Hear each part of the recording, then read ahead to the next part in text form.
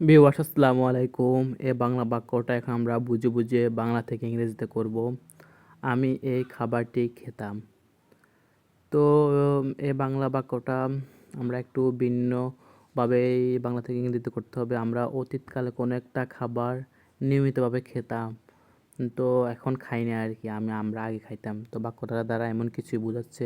তো প্রথমে আমাদেরকে সাবজেক্টটা লিখে নিতে হবে। সাবজেক্ট আমি যেহেতু রয়েছে সেজন্য আই। তারপর হচ্ছে গিয়ে আমি অতীতকালে যদি কোনো একটা কাজ নিয়মিত করতাম তখন এর জন্য আমাদেরকে ইউজ করতে হয়।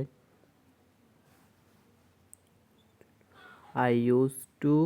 তারপর হচ্ছে গিয়ে এই বাক্যের মেইন ভার্বটা আমাদেরকে লিখতে হবে। আর বাক্যের মেইন ভার্ব সচরাচর বাংলা বাক্যের শেষেই দেখা যায়। খেতাম যেহেতু রয়েছে, খাবার ইংরেজি আমরা লিখতে পারি ইট।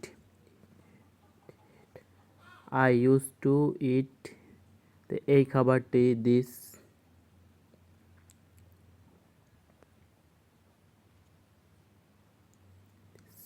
ফুড।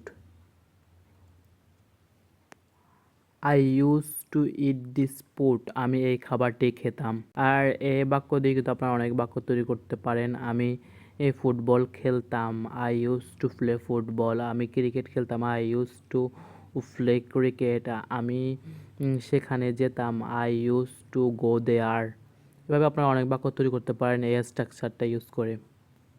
ধন্যবাদ। আসসালামু আলাইকুম। ভিডিওটা কেমন হয়েছে কমেন্ট করে জানাবেন।